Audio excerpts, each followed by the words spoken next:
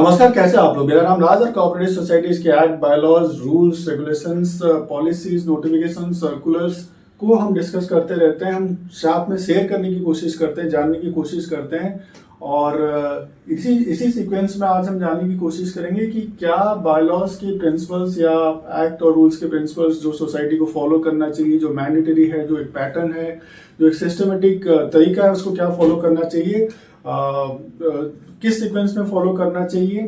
देखिए, जो funds of the society और वहाँ के लोग सबसे इंपॉर्टेंट रोल प्ले करते हैं in the management of the society. और जो सोसाइटी की मैनेजिंग कमिटी रहती है, basically they are trustees of the funds of the society, of the faith of the society. जो लोगों का फेथ वो कैरी करते हैं और उनको सही तरीके से मैनेजमेंट इसीलिए करना जरूरी हो जाता है एक्ट, बायलॉज और रूल्स के हिसाब से।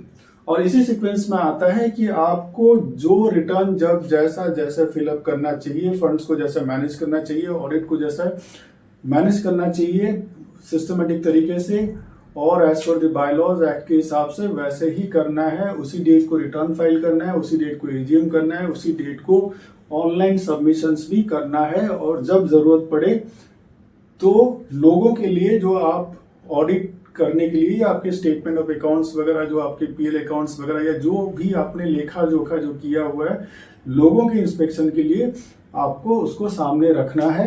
क्योंकि फाइनली उन्हीं का फंड है, उन्हीं के लिए खर्चा हुआ है और उसका उनको देखने का पूरा हक बनता है।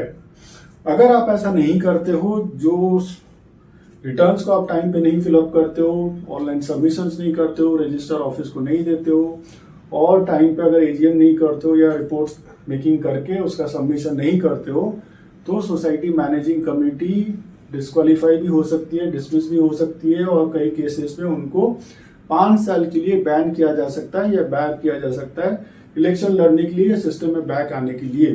तो इसलिए बहुत इंपॉर्टेंट हो जाता है कि आप सिस्टम को फॉलो करो, लेट डाउन पॉलिसीज को, रूल्स को, रेगुलेशंस को, एक्ट को, बायलॉज को फॉलो करो। ठीक है, तो इसमें हम सबसे पहले देखेंगे 15 मई को आपको फाइनलाइजेशन ऑफ द अकाउंट जो भी आपके पास में है वो आपको कर देना है, जो आपने लास्ट फाइनेंशियल ईयर में, मान लेते जैसे 2025-26 है। ठीक है, तो 1 अप्रैल 2025 से लेके 31 मई 2026 तक का जो भी आपका अकाउंट्स है, जो आपने लेखा जोखा किया, जो प्रॉफिट हुआ, जो लॉस हुआ, जो आपने एक्सपेंडिचर किया, जो आपके बिल्स है, जो आपके स्टेटमेंट्स है, कोटेशंस है, या ठीक है, जो भी अपनी पेटी एक्सपेंसेस किया, तो वो सारी चीज़ों को आपको अकाउंट्स वगैरह आपको फाइनलाइज कर लेना है।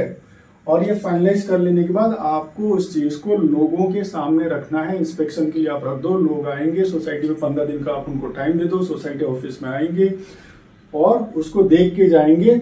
उसका कॉपी भी चाहे तो वो ले सकते हैं। ठीक है, रिक्वेस्ट करके जो भी रिक्वायर्ड एक्सपेंडिचर वगैरह डाल के देके उसको ले सकते हैं। तो ये 15 दिन का टाइम देने के बाद यहाँ पे इन लोगों ने डॉक्यूमेंट्स का इंस्पेक्शन कर लिया, जो लेखा जोखा आपने लोगों के लिए रखा।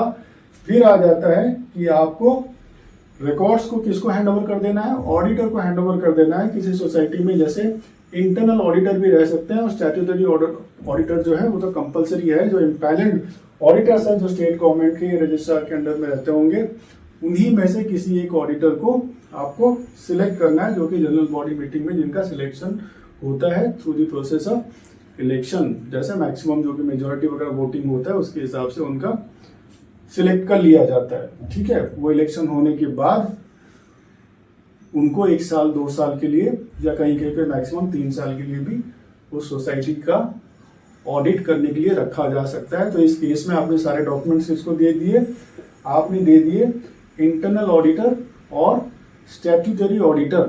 तो ये लोग क्या करेंगे, अब ये सारे जो भी डॉक्यूमेंट्स हैं उसको देखेंगे, उसका स्क्रूटिनी करेंगे और इसका डॉक्यूमेंट्स को वो रेडी करेंगे, उसका ऑडिट करेंगे कि जो तरीका, जो सही से सारी फंड्स को खर्चा किया गया कि नहीं, जो लोगों का पैसा है क्या वो सही तरीके से खर्चा हुआ या उसमें कोई गलत चीजें भी पाई गई हैं।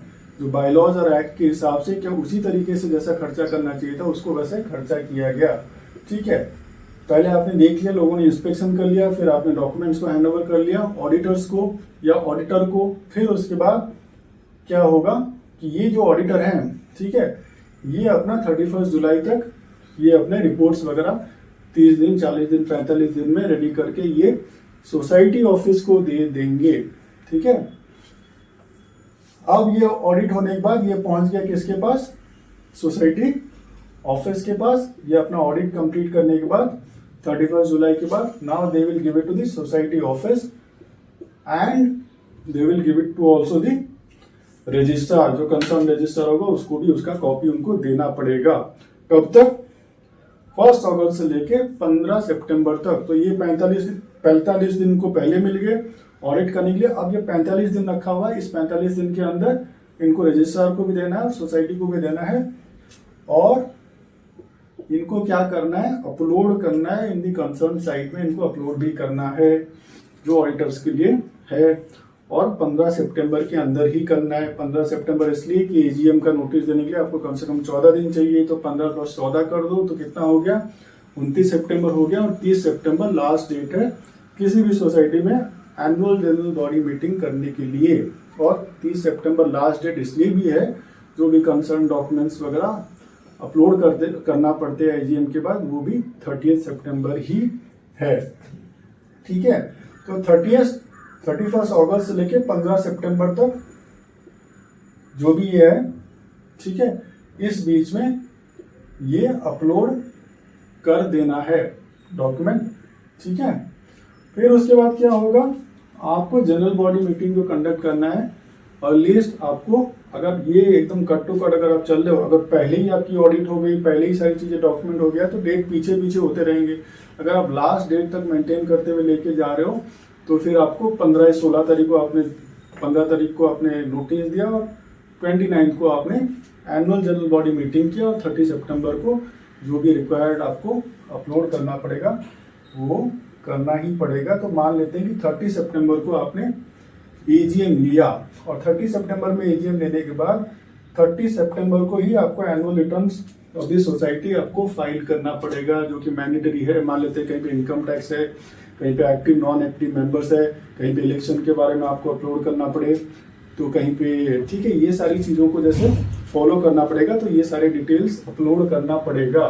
ठीक है, अब ये हो जाने के बाद क्या होगा? उसी जनरल बॉडी मीटिंग के अंदर, मतलब एनुअल जनरल बॉडी मीटिंग के अंदर, आपको सब्सिक्वेंट ईयर के लिए स्टैट्यूटरी ऑडिटर को भी चुनना है। तो वहां की जनरल बॉडी जिस ऑडिटर को चुनेगी, उसको आपको किसको बताना पड़ेगा? कंसर्न अथॉरिटी को बताना पड़ेगा, वो भी ऑनलाइन बताना पड़ेगा। तो आपने किसको? ऑडिटर को बता दिया। अब ऑडिटर की बारी है कि वो ऑनलाइन रिटर्न फाइल करेगा और बताएगा। तो 31 अक्टूबर जो है, return bye the society for the appointment of the auditor. ठीक है, ये सोसाइटी का काम हो गया। अब ऑडिटर को इंटीमेट हो गया, तो ऑडिटर क्या करेगा? तो auditor online audit order generation by the auditor, वो अपना सहमति भरेगा, ऑनलाइन भरेगा, ठीक है मैं एक्सेप्ट कर रहा हूँ, तो उसको भी, उसके लिए भी 31 अक्टूबर है, और सोसाइटी के लिए भी 31 अक्टूबर है।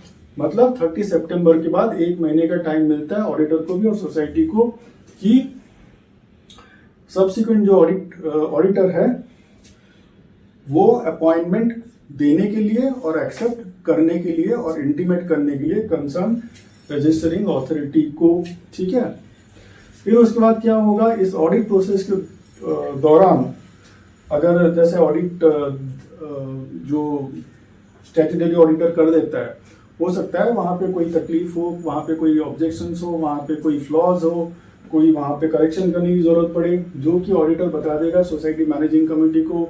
फिर ड्राफ्ट, उसमें रेक्टिफिकेशन कौन बनाएगा? सेक्रेटरी बनाएगा। सेक्रेटरी बनाने के बाद ही हैज टू 3 महीने में बनाएगा। 3 महीने में बनाने के बाद then he has to give it to the auditor also and register also.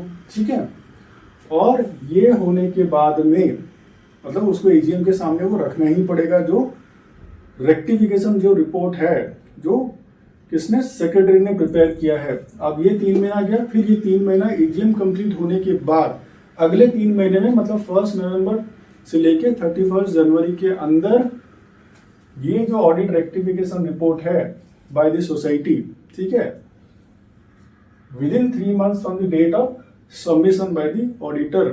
अब इन्होंने ऑडिटर को दे दिया, ऑडिटर ने किसको दे दिया?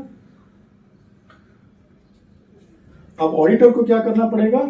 ये रेक्टिफिकेशन रिपोर्ट जो है has to be uploaded by the auditor जो भी कंसर्न साइट है, क्योंकि ऑडिटर ने ही ऑब्जेक्शन लिया था कि आपका जो स्टेटमेंट अकाउंट्स है या जो भी आपने ये सब डॉक्यूमेंट्स दिए हुए थे फाइनेंस से रिलेटेड, सोसाइटी के फंड से रिलेटेड, इसमें ये फ्लॉज है, इसमें ये रेक्टिफिकेशन करने की जरूरत है और आपको 3 महीना दिया जाता है। अब सोसाइटी ने 3 महीना ले लिया, 3 महीने लेने के बाद उसने क्या एक्शन लिया है, क्या रेक्टिफिकेशन किया है, क्या उसमें दुरुस्ती किया हुआ है, उस चीज को ऑडिटर को भी बताना पड़ेगा, किसको, कंसर्न रजिस्ट्रार को बताना पड़ेगा और ऑनलाइन अपलोड करना पड़ेगा। ठीक है, तो ये बहुत ब्रीफली बहुत फास्ट हमने समझने की कोशिश की, क्या चेन ऑफ एक्शन है, क्या लाइन ऑफ एक्शन है, क्या सब्सिक्वेंट क्रोनोलॉजिकली डेट्स हैं। तो इसी तरीके से कोऑपरेटिव सोसाइटीज के एक्ट, बायलॉज और रूल्स को समझने की हम आगे भी कोशिश करेंगे। आप सब हमारे साथ में जुड़े रहिए। आप सबका बहुत सारा धन्यवाद।